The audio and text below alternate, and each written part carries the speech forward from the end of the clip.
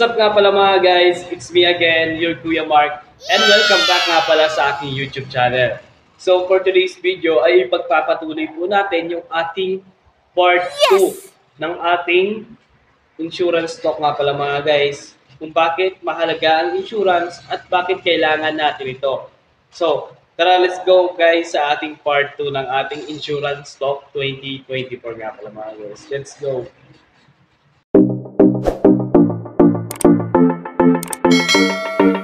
So, bali nga pala mga guys, sa ating part 1 is pinag-usapan natin ang about insurance at kung ano nga ba may tutulong or anong magagawa ni insurance sa atin or kung ano nga ba ang kahalagahan ni insurance at importansya nito.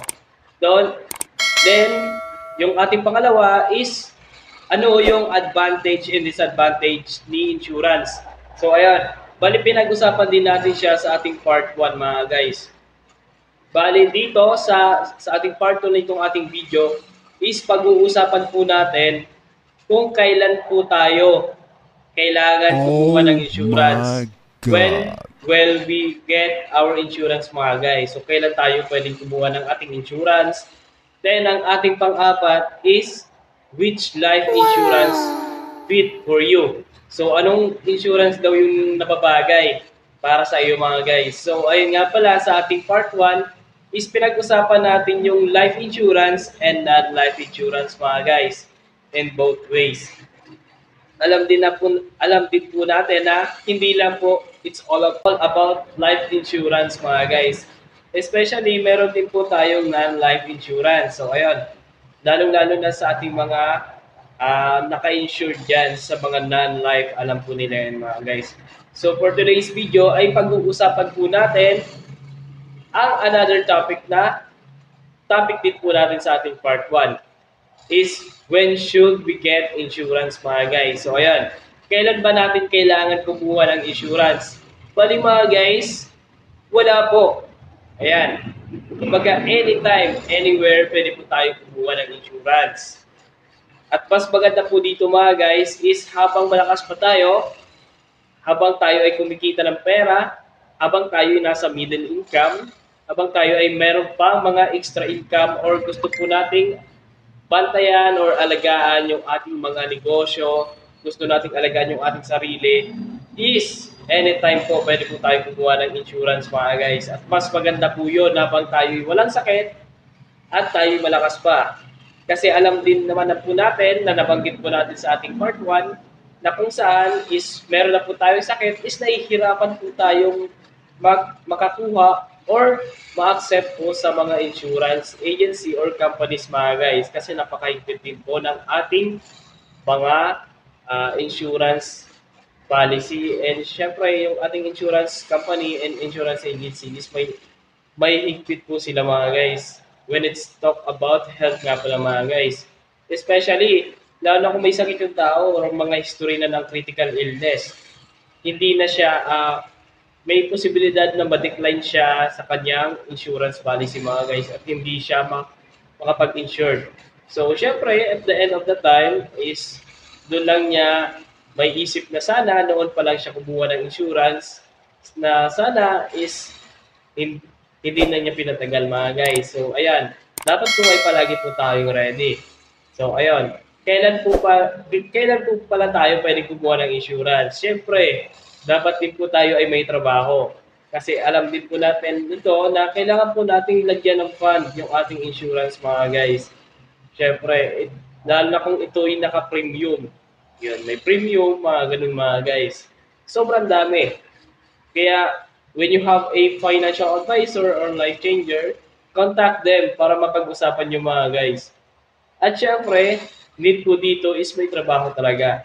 So, ayan, need po nang may work ka para malagyan mo ng fund ang iyong insurance. Siyempre, monthly, may semi-annual and annually and quarterly na tinatawag dito mga guys. Kung sakaling mali naman po yung aking pagkakasabi, you can enlighten me and educate me mga guys. And siyempre, sa mga hindi po naintindihan yung aking mga sinabi, you can comment down below sa aking comment section at lilinawin po natin lahat-lahat yan mga guys. At syempre, sa ating pang-last, which life insurance does beats for you? So ayun, ano nga bang insurance ang nababagay para sa inyo mga guys? So ang dami po nating mga nakakasalamuha araw-araw, lalo-lalo na sa mga mall, ganyan mga guys, sa daan na nagbebenta ng mga insurance. So ayun, alam po natin na nakakainggan nyo po talaga, lalo syempre may kasamang bola-bola yung at pakikipag-usap sa atin ng ibang mga agent. Ayan.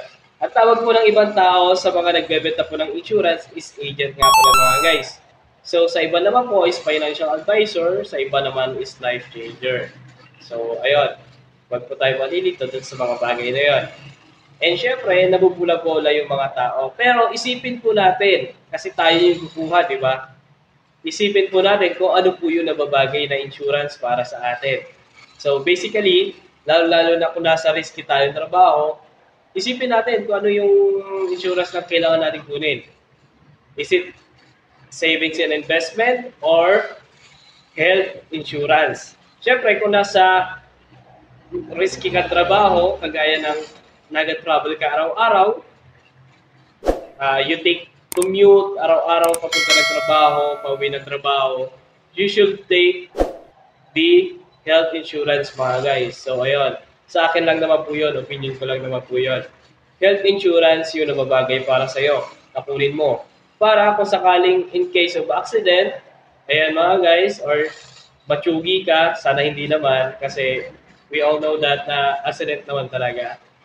Hindi natin inaasahan, is naka-insured ka guys sa health insurance. So ayun, in the very low amount is na-insured ka sa very higher amount nga pala mga guys. So masasabi din natin siyang debt-free in case of hospitalization.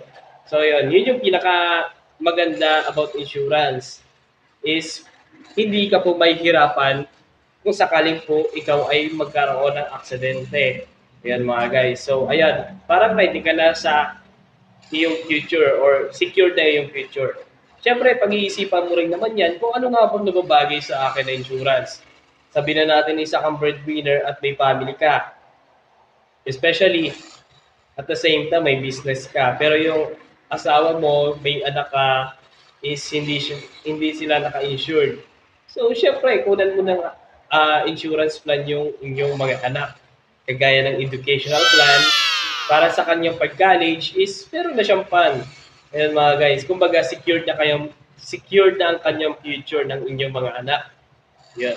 Habang siya ipapunta sa kanyang paglaki is hindi na po kayo mag-aalala kung saan kukuha kayo ng tuition or pang-enroll ng inyong mga anak. And especially sa inyong mga asawa.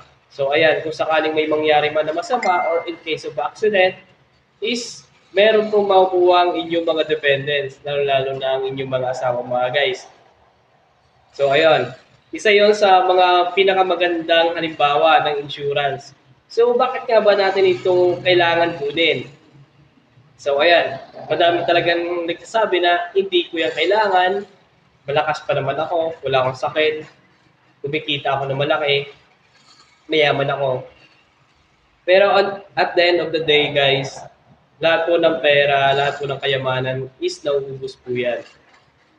Ang ating kalakasan is nababawasan at humihina din po pagdating po ng panahon kasi tayo ay papunta sa pagtanda.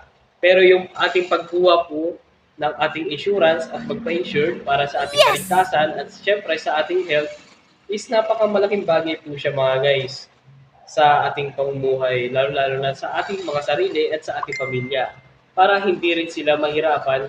Lalo-lalo na kung tayo lamang po or isa lamang po ang nagbibigay po ng income sa inyong pamilya. So napakahalaga po nito sa atin mga guys. Kaya sana ay huwag po nating baliwalain na yung insurance is all about boka-boka or tamang chismis lamang. Pero tandaan po natin na sa chismis at boka-boka at sa tamang pagkuha ng life insurance or non-life insurance, tayo ay makakaligtas sa disgrasya mga guys. And especially, lalong-lalo na sa mga utang. Yes! Isa yun sa mga bagay na iniiwasan ng mga tao at mga negosyante. Kaya sila ay nagpapa-insure para maalagaan nila ang kanilang sarili, ang kanilang mga ari-arian, and especially ang kanilang mga mahal sa buhay. So, isa yun sa pinakamahalaga na dapat nating malaman sa kanila. And especially, when you have a financial advisor or life changer at your place, syempre, alam kong kakausapin kayo nila. Pero, we all know that na madaming financial advisor and especially mga life changer na aggressive sa sales. So, yun, gagawin talaga nila lahat para kumita. Pero, like we are a client or customer, kailangan nating ma-educate kung ano nga ba yung kailangan nating insurance. Kung ano nga ba dapat nating insurance mga guys. Especially kung ano nga ba yung may iwan natin para sa ating mga mahal sa buhay or sa ating mga negosyo, paano natin siya maalagaan. So basically, kailangan din natin ma-educate, hindi lang basta maingganyo sa mga offered na mga insurance company, insurance agency, ng mga offered din ng mga life financial advisor and especially life changer mga guys. We all know that. Kaya kailangan din po nating ma-educate. So, ayan.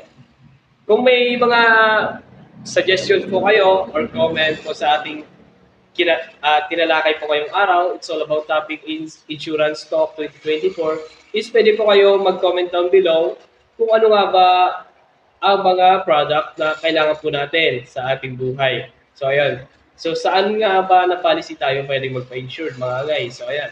Is it health? Or is it educational plan? Or is it savings and investment? Retirement plan, mga ganun, guys. Siyempre, sobrang dami. It's not all about health insurance, mga guys. Kaya sana is ma-educate din po tayo bilang isang customer or client ng ating mga financial advisor and life changer nga pala mga guys. Especially, bago tayo magtapos, ako nga pala si Mark Jesus Exponential, your financial advisor and life changer nga pala mga guys for today's video. And maraming salamat nga pala mga guys sa mga nanood na naman ng ating munting video ngayong araw. And especially, don't forget to follow my YouTube channel and Facebook page nga pala mga guys. Here at my YouTube channel, Kuya Mark on YouTube channel, and especially to our Facebook page no Mark Special. So, sa mga gusto din magpa-insured at pag-usapan ng insurance, kung gusto din magpa-insured sa akin mga guys, we can talk about it. You can comment down below and you can reach me on my messenger or message me on Facebook nga pala mga guys. So ayan, hindi na po kayo mahihirapan. Siyempre, we can talk about it. Video call, Zoom meeting, Google Meet, or even in personal, we can talk about it mga guys. So ayan, maraming salamat nga pala mga guys and welcome back nga pala mga guys na naman sa ating part 2. So sa susunod po nating ulit na video about insurance, maraming salamat nga po pala sa inyo mga guys and sana po ay dumami pa tayo dito sa YouTube channel. Maraming salamat po.